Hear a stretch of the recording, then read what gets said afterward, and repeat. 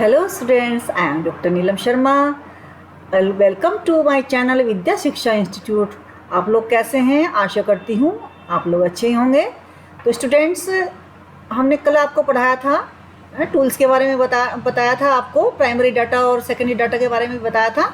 तो आज हम आपको बताते हैं मेथड्स ऑफ टूल कलेक्शन, और इसके साथ साथ आज हम आपको जो प्रीवियस ईयर्स क्वेश्चन होते हैं 2023 के फर्स्ट शिफ्ट के वो भी कराएंगे, है ना। 75 तक हो गए थे कल, उसके आगे के कराएंगे आज।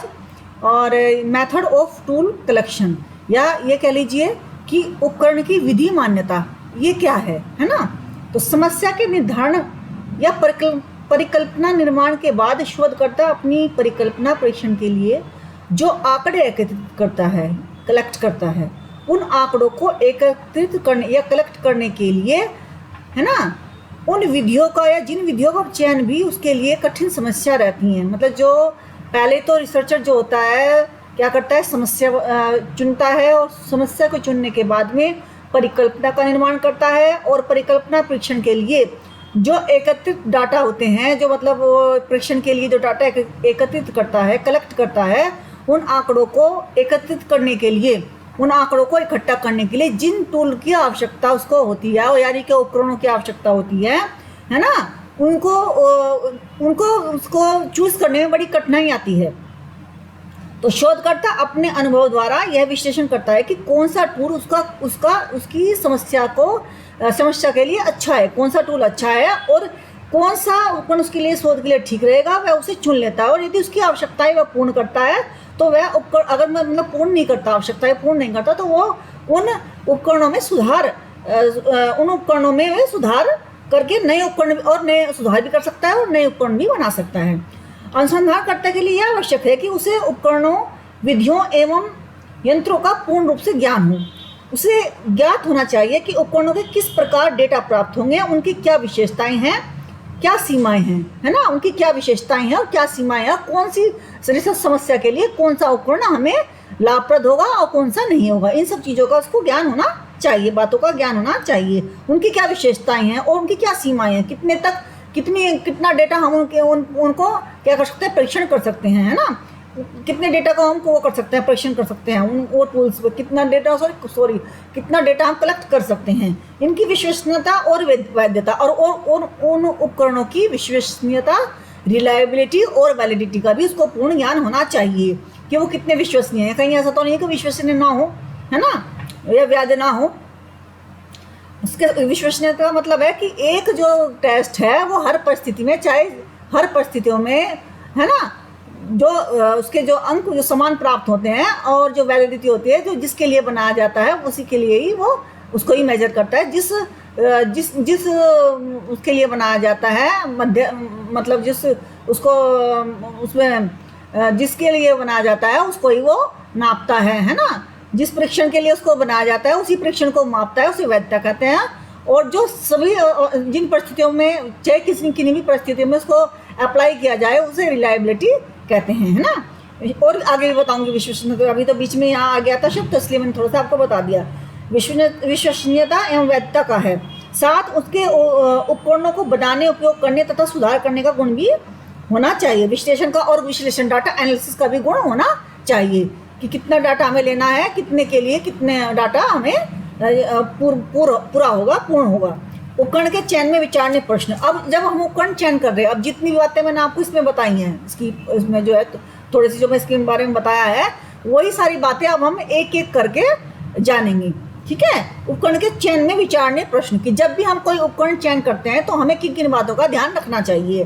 तो एक रिसर्चर को क्या किन किन बातों का ध्यान रखना चाहिए कि शोधकर्ता को उपकरणों का चयन करते समय कुछ बातों का अवश्य ध्यान रखना चाहिए। वो बातें कौन कौन सी? वो है उपकरणों की विश्वसनीयता, जो मैं अभी बता रही थी। विश्वसनीयता का अर्थ होता है प्राप्तांकों की स्थिरता। यदि एक ही टेस्ट को एक ही प्रतिदर्श पर एक ही परिस्थिति में टेस्ट करने पर प्राप्तांक अलग अलग प्राप्त होते हैं तो उपकरण को विश्वसनीय नहीं माना जाता, है ना। यानी कि एक ही टेस्ट है, एक ही सैंपल है, प्राप्तांक यानी कि एक ही प्रतिदर्श है, एक ही टेस्ट है और एक ही परिस्थिति है ना, लेकिन प्राप्तांक फिर भी अलग अलग प्राप्त हो रहे हैं। तो इसका मतलब क्या है कि ये जो टेस्ट है वो विश्वसनीय नहीं है, हैं। फिर जैसे कि निबंधात्मक परीक्षा में की अपेक्षा वस्तुनिष्ठ परीक्षा अधिक विश्वसनीय होती है ना। क्रानवेल के अनुसार अब देखते हैं कि स्टैंडर्डाइजेशन क्या होता है, इनका भी ध्यान रखना पड़ता है, स्टैंडर्डाइजेशन का भी ध्यान करता है, मानकीकरण का भी ध्यान रखना होता है ना। तो क्रानवेल के अनुसार एक मानकीकृत किया हुआ परीक्षण वह है जिसमें कार्यप्रणाली, परीक्षण पत्र तथा कालांकन इस प्रकार निश्चित किए गए हों जिससे वही परीक्षण विभिन्न स्तर पर तथा विभिन्न स्थान पर दिया जा सके, है ना, विभिन्न समय पर और विभिन्न स्थानों पर दिया जा सके। जैसे कि हम इसको कह देते हैं, जैसे कि हमारा कौन सा पेपर है, एक मानकृत किया परीक्षण वह है, मानकीकरण भी कह सकते हैं इसको, मानकीकरण भी कह सकते हैं इसको, है ना, प्रमापीकरण भी कह सकते हैं। तो मानकीकरण का अर्थ है कि परीक्षण का प्रशासन, मूल्यांकन आदि में समरूप विधियों का उपयोग करके वैसी विधि यूज की जाएंगी, है ना, समान विधियां, मतलब वो टेस्ट जिस उसकी विधि का बनाए, ऑब्जेक्टिव टाइप है तो ऑब्जेक्टिव टाइप और सब्जेक्टिव टाइप है तो सब्जेक्टिव टाइप, ठीक है, जिनके मानक निर्धारित थे। परीक्षणों का मानकृत होना आवश्यक है। जो परीक्षण मानकृत नहीं होते उन्हें शुद्ध परिणाम प्राप्त, जैसे कि है ना, शुद्ध परिमाण प्राप्त नहीं होते, ठीक है। जो परीक्षण मानकीकृत नहीं होते उनके शुद्ध परिणाम प्राप्त नहीं होते। अब सामान्यकरण क्या होता है, एक और चीज आ गई, नॉर्मलाइजेशन, एक और शब्द आता है इसमें। यूजीसी नेट के जो हम सिलेबस हैं उसमें हम जब पढ़ते हैं कि उपकरण की जो उपकरण के चयन में विचारने प्रश्न है, तो उसमें ये भी आता है सामान्यकरण। एक शिफ्ट में दिया गया प्रश्न पत्र आसान था और दूसरे शिफ्ट में दिया गया प्रश्न कठिन था। अब इनके क्वेश्चन, अब जब एक में कठिन था एक में सामान्य था, इनके मतलब आसान था, तो जो उनके वो निकल के आएंगे, इनका जो रिजल्ट निकल के आएगा वो तो मैच नहीं कर पाएगा, है ना। तो फिर क्या होगा, तो दूसरे के कम नंबर, इसी ध्यान में रखते हुए कट ऑफ जारी होती है। ये कट ऑफ जारी निकालने के लिए जिस प्रक्रिया या फार्मूले का, इस कट ऑफ को जारी करने के लिए जिस प्रक्रिया को बनाया जाता है उसको नॉर्मलाइजेशन कहते हैं, ठीक है। फिर है कॉम्प्रिहेंसिव। यदि किसी उपकरण या टेस्ट से संबंधित क्षेत्र के सभी प्रश्नों का समावेश नहीं है तो उसमें व्यापकता का गुण नहीं है। यानी कि जो बनाया गया था, है ना, जो बनाया गया था उसमें वो समस्त जिस मान लीजिए मैंने एक उसके लिए बनाया, एक टॉपिक के लिए बनाया, तो उसमें उससे संबंधित सारे प्रश्न उसके अंदर आ जाने चाहिए। इसी तरह से जैसे एक उपकरण लिया तो उसमें सारे जो मेरा विषय है उससे संबंधित सारे प्रश्न उसके अंदर समावित हो जाने चाहिए। मतलब उसको जो है वो जो सब गुणों का मापन करने के लिए वो टूल पूरा तैयार हो, यानी कि मतलब आधा अधूरा ना हो, पूरा उसमें समावेश हो जाए सारा क्षेत्र, ठीक है। कहने का तात्पर्य है कि यदि किसी उपकरण या टेस्ट से संबंधित क्षेत्र के सभी प्रश्नों का समावेश नहीं है तो उसमें व्यापकता का गुण नहीं है। क्रॉस वैलिडेशन, एक शोध में सदैव प्रयोग किए गए उपकरणों व परीक्षणों का प्रयोग चाहे उसकी विश्वसनीयता तथा वैधता गुणांक कम हो, है ना। यदि कोई सदैव प्रयोग किए जाने वाले, जैसे कि कोई उपकरण बार बार प्रयोग किया जा रहा है और उसकी जो है रिसर्च, जो उसके जो परिणाम आ रहे हैं वो अच्छे आ रहे हैं, सही आ रहे हैं, बहुत दिनों से किया जा रहा है, चाहे उसकी फिर अगर वो किया जा रहा है, यदि उसकी विश्वसनीयता और वैधता जो गुणांक जो है वो कम भी हो तब भी चलेगा, बजाय इसके कि उसकी वैधता विश्वसनीयता उच्च कोटि की हो परंतु कम ठीक क्यों ना हो, कम ठीक रहते हैं, इतने अनुपस्थित वैधता कहते हैं। ये उनका प्रयोग कम किया जा रहा हो, है ना। विश्वसनीयता गुणांक, वो वैधता गुणांक तो उसका हाई है, लेकिन यूज कम किए जा रहे हों, यूज नहीं किया जा रहा तो उनका पता कैसे लगेगा कि वो सही है या नहीं, तो इसलिए उनसे ज़्यादा वो ज़्यादा अच्छे रहते हैं, ठीक है। अब अनुसंधान उपकरणों के प्रकार देख लेते हैं। इसमें स्टूडेंट्स 4-5 और इसके में हैं हेडिंग्स है, मानकीकरण, कॉम्प्रिहेंसिव, कोर्स, इनके आगे भी है, वो मैं कल कराऊंगी, दूसरी बुक में रह गया है। अब अनुसंधान उपकरणों के प्रकार देख लीजिए, जैसे इंक्वायरी, साक्षात्कार, अवलोकन, समाजमिति, मनोवैज्ञानिक उपकरण, इंग्लिश में बोलो इंक्वायरी फॉर्म, है ना, प्रश्न बोलते हैं इसको।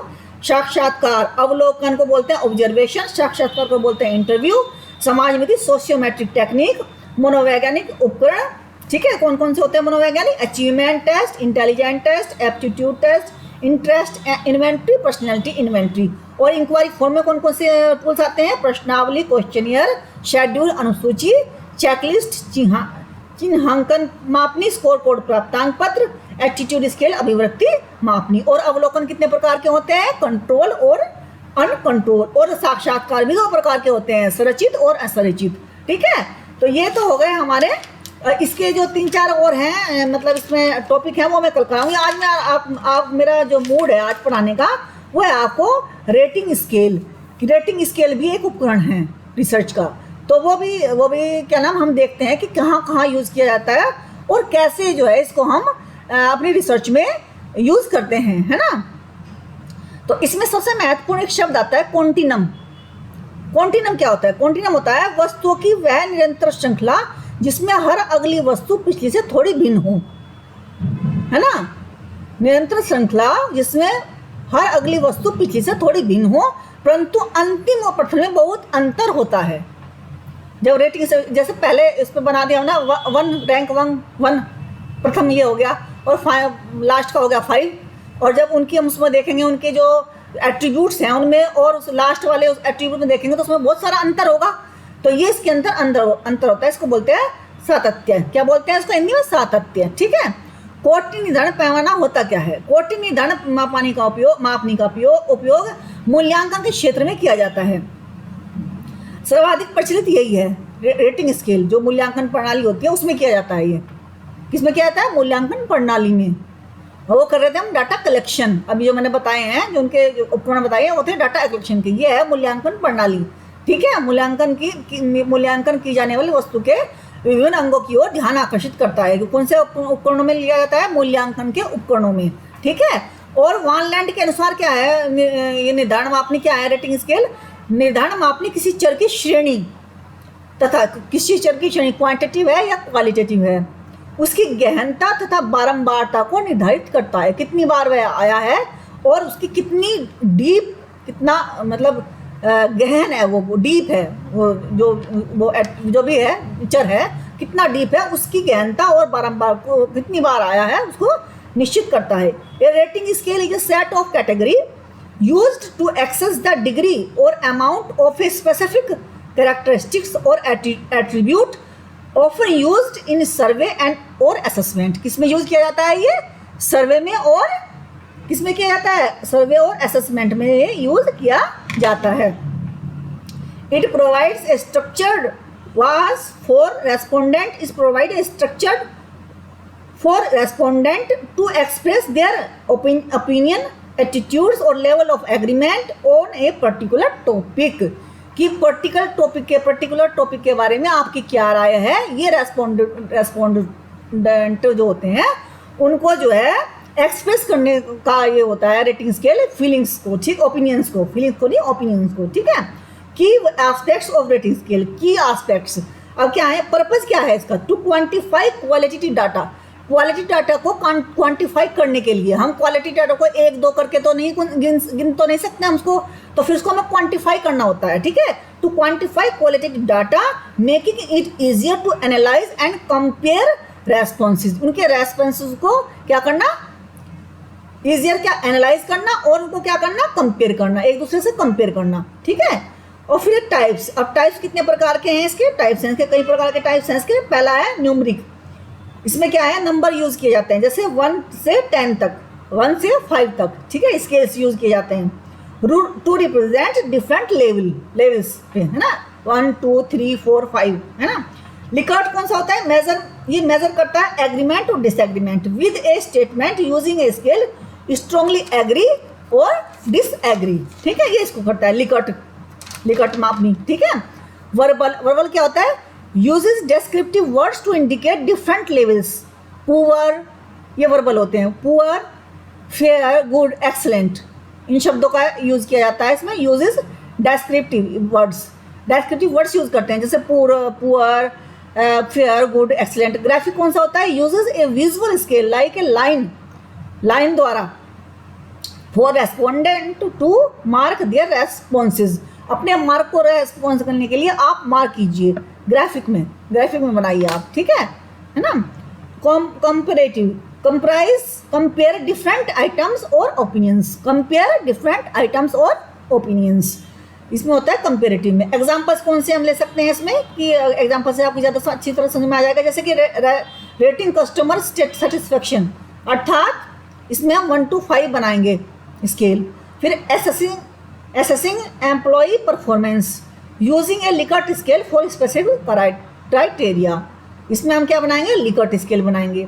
फिर है evaluating the effectiveness of A product और सर्विस, प्रोडक्ट और सर्विस इफेक्टिवनेस, इसके ऊपर भी हम एक बनाएंगे क्या, रेटिंग स्केल।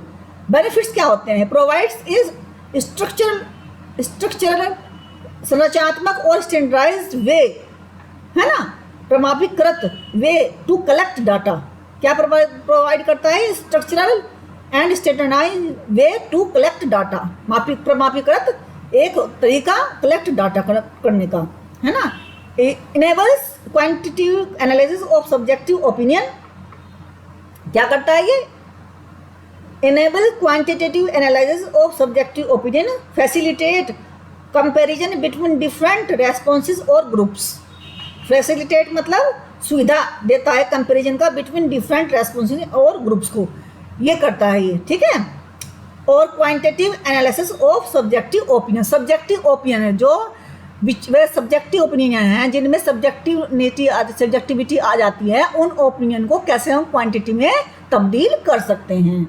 कंसिडरेशन, समझ, the choice of rating scale depends in scientific research questions, depends on scientific research question and the type of data being collected, है ना। The choice of rating scale depends on scientific research questions and the type of data being collected, इन पर ये इसकी समझ होती है किस टाइप का आपका डाटा है और रिसर्च किस टाइप की है। It's important to ensure that the scale is clear, concise and easy for respondents to understand. ऐसा बनाना चाहिए कि जो आपका रेटिंग स्केल है वो कंसाइज, संक्षिप्त हो, छोटा हो, स्पष्ट हो, ठीक है, क्लियर हो और इजी हो उसको भरने में, ठीक है। Rating scale can be suggestive, may be influenced by respond bias. Rating scale can be subjective भी हो सकते हैं, उनके जो रेटिंग स्केल को जो रेस्पॉन्ड होते हैं वो बायस हो सकते हैं।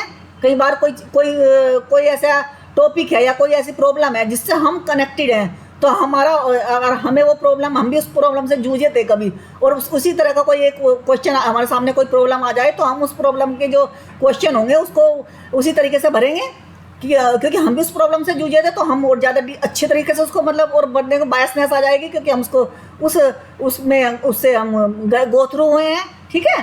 तो एग्जाम्पल्स क्या है, ए रेटिंग स्केल, 2-4 एग्जाम्पल्स और देख लेते हैं इसके। A rating scale on students motivation, इस पर बना सकते हैं। A rating scale on teacher effectiveness, इस पर बना सकते हैं। A rating scale on anxiety level, इस पर बना सकते हैं। ये 2 मूल अवधारणाओं पर आधारित होते हैं। सातत्य की स्थिति, मैंने सबसे पहले ही बताया था। अब सातत्य क्या होता है ना, कॉन्टिनम, और सातत्य का प्रतिनिधित्व, एग्जिस्टेंस ऑफ ए कॉन्टिनम और रिप्रेजेंटेटिव ऑफ दैट कॉन्टिनम। ये दोनों मैंने शब्दों का पहले ही व्याख्या बता दी थी कि कॉन्टिनम किसे कहते हैं, ठीक है। तो उसकी स्थिति कैसी है, फिर उनका प्रतिनिधित्व कितना है, ठीक है। गिलफोर्ड ने निर्धारण मापनी के निम्न प्रकार बताए हैं, जैसे उन्होंने बताया, गिलफोर्ड ने और बताए हैं मापनी के प्रकार। ये तो दूसरों के हैं, मतलब मिले जुले हैं सारे, नॉर्मली हैं जो नॉर्मलाइज कर लेते हैं ना किसी चीज़ को कि हाँ दोस्त में से, ये इनके स्पेशल हैं कि गिलफोर्ड ने निर्धारण मापनी के निम्न प्रकार बताए हैं। सांख्यिकी मापनी, न्यूमेरिकल स्केल, ग्राफिक स्केल, है ना, स्टैंडर्ड, है ना, स्टैंडर्ड स्केल, संचित बिंदु मापनी, क्यूमुलेटिव पॉइंट स्केल, बाह्य विकल्प मापनी, है ना, बाह्य विकल्प मापनी, और बाध्य विकल्प मापनी, फोर्स्ड चॉइस स्केल। बाध्य विकल्प मापनी का मतलब है कि जिसमें वो कहे तो हाँ का उत्तर दो या ना का उत्तर दो, तो उसमें तो बंधन हो गया ना एक तरह का। संचित बिंदु मापनी में बिंदु लगाने पड़ते हैं, जहाँ जो आपको पसंद है, जो आपको ना पसंद है, उसमें बिंदु का बनाया जाता है ना। इन सब मापनियों में 2 प्रकार की समानताएं हैं। सातत्य पर निरीक्षण संबंधी निर्णय सभी में होता है ना। सातत्य पर, कॉन्टिनम पर निर्णय संबंधी, कॉन्टिनम की सबसे पहले मैंने आपको परिभाषा बताई थी, कॉन्टिनम का अर्थ बताया था, और उसी से कहने का मतलब है कि सातत्य पर निरीक्षण संबंधी निर्णय सभी में होता है। सातत्य क्या है, शुरू से लेकर आखिर तक का जो हो जाते हैं, धीरे धीरे कम होते चले जाते हैं उस पर, और जो है सभी में अंतिम परिणाम अंकों में होता है, और सभी में अंतिम परिणाम अंकों में होता है। ये जो 2 चीज़ें हैं, ये दोनों चीज़ें हर रेटिंग स्केल में, हर मापनी में, रेटिंग स्केल की हर मापनी में ये मिलेगा आपको, ठीक है। प्रकार, जितने भी प्रकार हों उनमें ये 2 गुण तो सब में मिलेंगे। निर्धारण मापनी के 3 प्रमुख तत्व होते हैं। एक तो निर्णायक, जो रेटिंग स्केल को भरेगा, है ना। विषयी, विषय लिखेगा, जो विषय लिखता है। सातत्य, जो वे गुण हो जिन पर वो नापता है, नापेंगे हम उन गुण को, है ना, गुण या एट्रीब्यूट जिनको भी सातत्य। निर्धारण मापनी के दो भाग है, संकेत तथा निर्देश और मापनी। एक तरफ संकेत लिखे हुए हैं और एक तरफ मापनी है। एक है, दो है, 1 2 3 4 5, अच्छा वो ऐसा, वो दूसरा है। संकेत निर्देश में कुछ बिंदुओं पर ध्यान देना आवश्यक है। किन बिंदुओं पर ध्यान देना आवश्यक है? एक तो स्पष्टता होनी चाहिए, संबद्धता होनी चाहिए, एक क्वेश्चन दूसरे क्वेश्चन से मिला होना चाहिए, संबंध होना चाहिए, नहीं कि एक प्रॉब्लम, क्योंकि प्रॉब्लम एक है तो उनके आपस में रिलेशन भी मतलब रिलेटेड भी होनी चाहिए एक दूसरे से, ठीक है। विभिन्नता होनी चाहिए, संक्षिप्तता होनी चाहिए, भिन्नता होनी चाहिए, वस्तुनिष्ठता होनी चाहिए, विशिष्टता होनी चाहिए, ठीक है। अब ये बताइए कि आप सबसे आपके इतना पढ़ लिया आपने, आपके मन में प्रश्न आया होगा कि आखिरकार हमें रेटिंग स्केल की जरूरत क्यों पड़ी और क्या आवश्यकता है इसकी, है, व्हाट इज द नीड। तो अब सुनिए, इससे छात्रों की आवश्यकता मापने में सुगमता होती है ना। फिर दूसरा है, अभिभावकों को रिपोर्ट देना सुविधाजनक होता है रेटिंग स्केल में, है ना। इसकी विश्वसनीयता, वैधता निर्णयकर्ता के गुण तथा सातत्य संकेत के तार्किक क्रम पर निर्भर करती है। इसकी विश्वसनीयता तथा वैधता, जो निर्णयकर्ता होता है, जो रेटिंग, जिसने रेटिंग स्केल बनाया है, यानी कि जिसको बढ़ने के लिए दिया गया है कि आप उसको देखिए ये गुण है क्या, है ना, आप ये देखिए इनमें जिसको दिया गया निर्णायक, है ना, रेस्पोंडेंट, निर्णायक, रेस्पोंडेंट दूसरा होता है। निर्णयकर्ता जो होता है, जो देखता है कि इसने सही भरी है कि नहीं भरी है। यह एक बार में बड़े प्रतिदर्श पर एक साथ प्रयुक्त की जा सकती है, बहुत बड़े प्रतिदर्श पर एक साथ ही प्रयुक्त की जा सकती है। इस विधि द्वारा अनेक उद्दीपकों का निर्धारण करके एक एक करके सरलतापूर्वक किया जा सकता है, ठीक है। इस विधि द्वारा अनेक उद्दीपकों का निर्धारण एक एक करके सरलतापूर्वक किया जा सकता है। स्टिमुलस में ही होंगे जो जिस सब्जेक्ट पर हम बना रहे हैं उनमें जो डिफरेंट हमारे वे हैं, क्या नाम, सातत्य हैं, वही समझ लीजिए उद्दीपक हो गए। सीमाएं, अब इसकी कुछ सीमाएं भी हैं। इस पर निर्णयों की व्यक्तिगत विभिन्नता का फर्क पड़ता है। जैसा मान लीजिए कि व्यक्तिगत विभिन्नता होती है रेटिंग स्केल में, जो चीज़ हमसे मैच मिलती है, हमारे विचारों से विचार मिल रहे हैं उसमें रेटिंग स्केल में, हम उसको टिक मार्क सही में लगा देंगे। या फिर उसकी स्थिति निर्णय को प्रभावित कर सकती है, उसकी पता नहीं मेंटल स्टेट कैसी है। फिर निर्धारण पर निर्णय एवं विषय की निकटता, है ना, जैसे कि निकटता एवं आपसे संबंधों पर प्रभाव पड़ता है। कोई जान पहचान का है बच्चा तो उसको जो है हम वैसे लगा देंगे। एक निर्णयकर्ता की अपेक्षा उनके अनेक निर्णयकर्ताओं का निर्णय ज़्यादा ठीक रहता है। एक निर्णय कई सारे बैठा दो रेटिंग स्केल के लिए, है ना, कई सारे बैठा दो निर्णयकर्ता हैं तो उनका एक जो है एक समान योग्यता वाले ज़्यादा सही रहता है। निर्णायक अपने निकटतम परिवार वालों को ज़्यादा अंक देता है ना। जो निर्णय करता है वो क्या करेगा, ज़्यादा अंक दे देगा रेटिंग स्केल में। ज़्यादा बिंदु और ऋण मापने के शोध, अब इनका कह दिया कि रेटिंग स्केल के लिए भेज दिया, जो पता चला कि जो कोई जानने वाला है इसमें विषय से संबंधित कोई जानने वाला तो उसको ज़्यादा अंक दे देंगे। ज़्यादा बिंदुओं वाली निर्धारण मापनी में शोधकर्ता एक बिंदु से दूसरे बिंदु में अंतर नहीं समझ पाता। ज़्यादा जिसमें ज़्यादा बिंदु होते हैं उसमें बताया ना, बिंदु वाली भी होती है एक, उसमें वो इन्हों नहीं कर पाता, डिफरेंस नहीं कर पाता, तो क्या होता है उसमें फिर अंतर नहीं समझ पाता, तो परिणाम गलत हो जाते हैं। अंतर नहीं समझ पाता, एक के बाद दूसरे के बाद तीसरा है ना। मापनकर्ता का तत्कालिक परिस्थितियों में, है ना, का प्रभाव पड़ता है। तत्कालिक परिस्थितियों में संवेगों का, क्या गुस्से में तो नहीं है कहीं, है ना, चिड़चिड़ गुस्से में तो नहीं है कहीं, कोई और परेशानी तो नहीं है, कोई और तरह की परेशानी तो नहीं है, कोई घरेलू कोई परेशानी तो नहीं है, ये सब चीज़ों का इनको प्रभाव पड़ता है। इस मापनी के नियम त्रुटियाँ पाई जाती हैं इनमें, जो है इतनी करने के बाद भी इनमें इतनी त्रुटि तो पाई ही जाती है। कोई तो मतलब हो सकती है त्रुटि, जरूरी नहीं है कि मिले, लेकिन हो सकती है इनमें त्रुटि हो। एक तो उदारता की त्रुटि पाई जाती है अमूमन, ये उदारता की त्रुटि, पक्षपात की त्रुटि, व्यक्तिनिष्ठ त्रुटि, केंद्रमान त्रुटि। इस प्रकार ये केंद्रमान कौन सी होती है, व्यक्तिनिष्ठ तो समझ गए होंगे, सब्जेक्टिविटी आ जाती है। पक्षपात भी उससे संबंधित है। उदारता की त्रुटि जो है कि ज़्यादा उदार है तो एक नंबर की जगह जैसे 2 नंबर दे देते हैं टीचर, जब उदार होते हैं कि हाँ चलो ये भी ठीक है। केंद्रीय मान को क्या कहते हैं, इस प्रकार की त्रुटि में मापनकर्ता अधिकतर लोगों को मापनी के बीच में रखता है ना। केंद्रीय मान मतलब कि वो अधिकतर उसी के बीच में करता है। 1 से 5 पॉइंट है तो उसके बीच में उसको वो करने के लिए, मतलब एक दूसरे मतलब उतने में उसको समाने की कोशिश करता है, ठीक है, समाने की कोशिश करता है। तार्किक त्रुटि लॉजिकल, जब मापन करता अपने तर्क के आधार पर स्तरीकरण करता, जब मापन करता अपना भी तर्क उसमें लगाता है, उसके अकॉर्डिंग ने चल के अपने भी तर्क उसमें यूज़ करता है, तो स्तरीकरण करता है ना आधार पर, तब इनमें सब में प्रॉब्लम आती है। तो ये तो हो गए स्टूडेंट्स, आज मैंने 2 टॉपिक आपको पढ़ाए है ना, उपकरण की जो उपकरण के बारे में बताया और ये रेटिंग स्केल के बारे में बताया। उपकरण को यूज़ करने से पहले कौन कौन सी सावधानी बरतनी चाहिए ये बताया आपको, और रेटिंग स्केल के बारे में बताया। कल मैंने आपको उपकरण के बारे में बताया था, सोर्स भी बताए थे, data collection, primary data, secondary data बताया था, और उससे पहले पोर्शन पूरा कराया था, सैम्पलिंग का पोर्शन कराया था।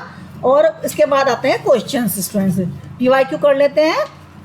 PYQ हमारे 2023 के फर्स्ट शिफ्ट के क्वेश्चन है, 75 हमारे हो गए थे, 75 हमारे हो गए थे। तो अब आते हैं, arrange the following activities in correct order of an academic year which are being carried out for children with special needs disability in Sarva Shiksha Abhiyan. दिव्यांग बच्चों हेतु सर्व शिक्षा अभियान में कार्यान्वित निम्नलिखित कार्यकलापों को व्यवस्थित कीजिए, है ना। कौन से कार्यकलापों को व्यवस्थित कीजिए, तो हो गया था हमारा। अब हम देखते हैं, चलिए दोबारा कर लेते हैं। Assessment of children with special needs, mapping of SWSN special need through SWS children with special disability, है ना, थ्रू हाउस होल्ड सर्वे, और जो है डेवलपिंग इंडिविजुअल एजुकेशन प्लान। तो ये इसका आंसर सही था।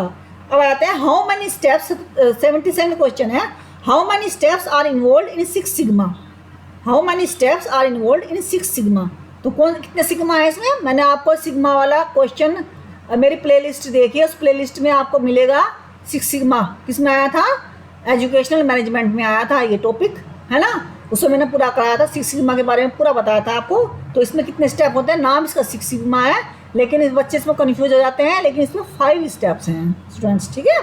Object permanence is related to, किससे रिलेटेड है ऑब्जेक्ट परमानेंस, इसमें 4 ऑप्शन दे रखे हैं। संज्ञानात्मक विकास का मूर्त संक्रियात्मक अवस्था से, यानी कि concrete operational stage of cognitive development, concrete है ना, 4 स्टेजेस है ना इसकी, formal operational stage of cognitive development, sensory motor stage of cognitive development, है preoperational stage of cognitive development. तो इसका सही आंसर है वो है sensory motor stage of cognitive development, किसका, ऑब्जेक्ट परमानेंस का, ठीक है, इससे रिलेटेड है ये। Which of the following note the feature of planning, which of the following is note the feature of planning, planning के फीचर कौन कौन से नहीं है, 5 दिए गए हैं। Planning is always made for achieving long term goal, ये तो सही है ना, नहीं, प्लानिंग हमेशा ये तो गलत है, planning is always made for achieving long, छोटी छोटी गोल्स को प्राप्त करने के लिए भी प्लानिंग तैयार कर लेते हैं, है ना। Planning does not involve decision making, planning में तो डिसीजन मेकिंग होती है, डिसीजन मेकिंग होगी तभी तो प्लानिंग होगी, कुछ तो हम पहले बनाएंगे कि हमें क्या करना है तभी तो प्लान करेंगे, ठीक है। तो इसमें 5 ऑप्शन दिए गए हैं, 2 तो गलत वाले तो मैंने आपको बता दिए, जो सही वाले हैं आप सुन लीजिए, पाँचों है ना। It is primary function of management, planning is continuous, planning is futuristic. तो कुछ इसके इनमें गुण दे रखे हैं, लेकिन क्योंकि हमें बताना था कि जो प्लानिंग से संबंध जो यानी कि फीचर्स नहीं है वो बताने हैं, तो पहला तो ये है, planning is always made for achieving long term goal, ये नहीं है। Planning does not involve decision making, ये भी नहीं है, ठीक है।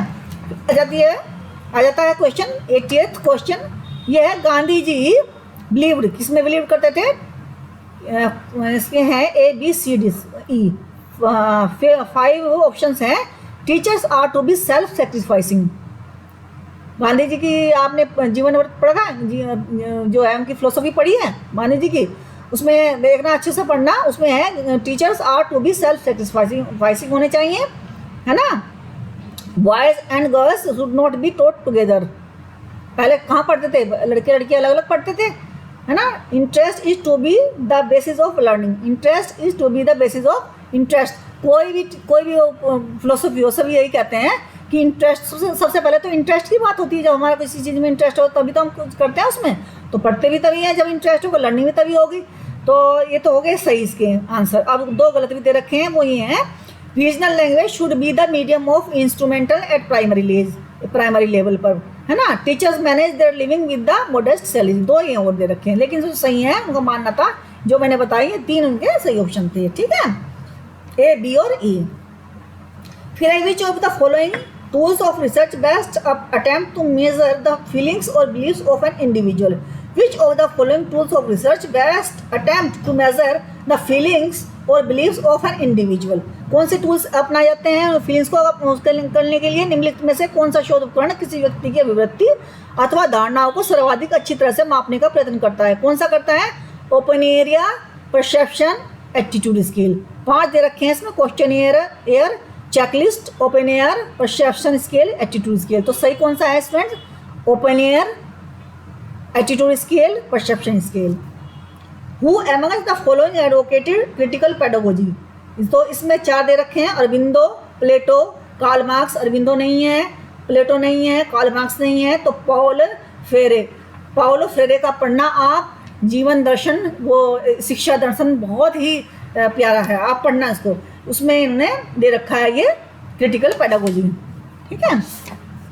अब ये आ जाए match list with list 2, match list 1 with list 2 से, है ना, करिए आप। Quota sampling, snowball sampling, cluster sampling, systematic sampling. Sampling का मैंने कुछ तो आपको पिछले करा दिया था, अभी probability sampling, non probability sampling ये कराए थे मैंने अभी, उनमें शायद आप पहचान लें कि कौन सा आंसर सही है। कोटा सैम्पलिंग किससे संबंधित है, कोटा सैम्पलिंग संबंधित है 4th से, it is the non probability equivalent of stratified sampling, मैंने कल ही कराए थे आपको ये जो है टॉपिक, है ना। अब बी स्नोबॉल सैम्पलिंग इसका है, बी का है 3rd, it is used when desired sample character is rate, इसका उपयोग जब किया जाता है जब वांछित नमूना विशेषताएं, यानी कि कहीं से हमें इकट्ठा करना पड़ता है, किसी विशेष व्यक्ति से हमें इकट्ठा करना पड़ता है ना, जो मतलब हमारे लिए जो नमूना होता है वो मुश्किल होता है गैदर करना, कलेक्ट करना, है नमूना करना, कलेक्ट करना। क्लस्टर सैम्पलिंग, क्लस्टर सैम्पलिंग क्या होती है, क्लस्टर सैम्पलिंग होती है, it is used when population is dispersed across a wide geography region, इसका उपयोग तब होता है जब जनसंख्या व्यापक भौगोलिक क्षेत्र में फैली हो, जब जगह जगह फैली रहती है तो उनमें से हमें लेना है, तो कैसे लेंगे हम, सैम्पलिंग कैसे करेंगे, तो हम क्लस्टर सैम्पलिंग करेंगे, ठीक है। सी का हो गया फर्स्ट, और डी का होगा सिस्टमेटिक सैम्पलिंग का जो तरीका होता है वो होता है, डी का हो गया second, it is also called N, इसको N name selection, NTH name selection technique, इसे एन नाम चयन तकनीक भी कहा जाता है, किसे कहा जाता है, सिस्टमेटिक सैम्पलिंग को ये कहा जाता है, ठीक है। अब नेक्स्ट क्वेश्चन पर आ जाइए, during conception when there are 47 chromosomes instead of the normal 46, it leads to, गर्भाधान के दौरान जब सामान्य 46 गुणसूत्रों की बजाय 47 गुणसूत्र होते हैं तो वह कारण क्या बनता है, इन चार ऑप्शन दिए गए, चारों में से आपको बताना होगा कि इनकी कमी के कारण, यानी कि एक भी गुणसूत्र यदि कम हो जाता है तो क्या समस्या व्यक्ति के जीवन में आ जाती है, या बच्चे में आ जाती है, व्यक्ति के जीवन में नहीं, बच्चे में क्या समस्या आ सकती है, यदि गर्भावस्था में मतलब औरत को अगर इस तरह की, मतलब महिला को अगर कोई प्रॉब्लम होती है तो है, तो मेंटल रिटार्डेशन, इंटेलेक्चुअल डिसेबिलिटी आती है, या फिजिकल इम्पेयरमेंट होता है, या हियरिंग इम्पेयरमेंट होता है, विजुअल इम्पेयरमेंट होता है। तो स्टूडेंट इसका जो सही आंसर है वो मेंटल रिटार्डेशन, इंटेलेक्चुअल डिसेबिलिटी होती है, ठीक है, एक गुणसूत्र भी कम हो जाता है। तो out of the following the rubric use, क्या करते हैं, rating scale, checklist, sociogram, inventory, grading scale, तो क्या यूज करते हैं, सबसे पहले करेंगे रेटिंग स्केल, फिर करेंगे मतलब सबसे पहले नहीं, रेटिंग स्केल भी यूज होता है, चेकलिस्ट भी यूज होता है इसमें, और जो है ग्रेडिंग स्केल ये इसमें यूज होते हैं रूब्रिक्स में जो बनाते हैं रूब्रिक्स। अब आगे inclusive education means a system of education wherein, कहाँ पर टीचिंग, क्या 4 ऑप्शन दिए गए हैं, students from scheduled caste and scheduled tribes are provided education with suitable modification in curriculum, अनुसूचित जनजातियों, अनुसूचित जातियों या अनुसूचित जनजातियों वर्ग के विद्यार्थियों को पाठ्यचर्या में उपयुक्त संशोधन के साथ शिक्षा प्रदान की जाती है, या फिर सभी की अधिगम आवश्यकताओं की प्राप्ति हेतु शिक्षण में उचित तरीके से बदलाव किया जाता है। Teaching is suitability adapted to meet the learning needs of all, students with and without disability learn together, है ना। Urban deprived are provided education, students affected with HIV/AIDS are not allowed for admission. तो question दोबारा से पढ़ लेते हैं हम। समावेशी शिक्षा का आशय एक ऐसी शिक्षा प्रणाली से है जिसमें, ठीक है, जिसमें कौन कौन से गुण होने चाहिए। तो सबसे पहला है B, teaching is suitability adapted to meet the learning needs of all. सबकी नीड्स पूरी होनी चाहिए उसमें। Students with and without disability learn together. Inclusive education, इसी का ही तात्पर्य है, मतलब है, इसका अर्थ है ना। फिर urban deprived are provided education, urban deprived भी इसमें हो सकते हैं, ठीक है, बाकी गलत हैं। The objectives of establishment of human resource development by the university grants commission UGC are, विश्वविद्यालय अनुदान आयोग द्वारा मानव संसाधन विकास केंद्रों की स्थापना के उद्देश्य हैं। कौन से उद्देश्य हैं? ये हैं quality improvement is higher education, promoting multicultural and interdisciplinary activities in higher education, C's training teachers on how to design develop and teach courses, training teachers on how to design develop and teach courses. ये जो objective है ना of establishment of human resource development by the किससे, University grants Commission, preparing a list of teacher that may be sent to abroad for specialised training, या फिर E providing a list of teacher to the UGC for award of research projects, providing a list of teacher to the UGC for award of research projects, है ना। ये तो पहला ही, ये तो बिल्कुल ही गलत है। Preparing a list of teacher that may be sent to, ये भी गलत है, ठीक है। तो सही कौन से हैं? ए बी सी, सही है हमारे A B C. Quality improvement is higher education, in higher education, और prompting multicultural and interdisciplinary activities in higher education, है ना। और training teachers on how to design develop and teach courses, है ना, ये भी होता है इसमें डेवलपमेंट में। Given below are two statements, one is labelled as assertion A and other is labelled as reason. तो असर्शन ए है, the term quality control is not use in education institute, ये बिल्कुल सही है, नहीं यूज किया जाता। लेकिन उसका जो रीजन है वो ये, since quality control is associated with manufacturing, किया तो नहीं जाता क्वालिटी कंट्रोल, लेकिन चूँकि quality control is associated with manufacturing products, whereas in educational institution the human resources are assured for quality. Human resource को माना जाता है, क्या माना जाता है? Assured for resource. Human resources ही क्वालिटी के एश्योर्ड क्वालिटी के माध्यम माने जाते हैं कि इनसे ही क्वालिटी हमारी इंप्रूव होगी। अच्छे टीचर अच्छा पढ़ाएंगे तो क्वालिटी इंप्रूव होगी। तो ये दोनों जो हैं तो सही है, और जो है आर ए का बिल्कुल सही एक्सप्लेनेशन है, ठीक है। अब है next question 89, match list 1 with list 2। ये है रिजेक्ट, अच्छा ये है कि reject null hypothesis when it is true. तो ये क्या होगा? Reject null hypothesis when it is true, accept hypothesis null hypothesis when it is not true, और probability of rejecting hypothesis when it is true. और D है probability of rejecting null hypothesis where it is not true. ये आपके हो गए list 1 के। अब list 2 के सुनिए। पावर ऑफ टेस्ट पहले के सामने, type 1 error, type 2 error, level of significance. तो स्टूडेंट्स इसमें इस तरह से हम मिलाएंगे।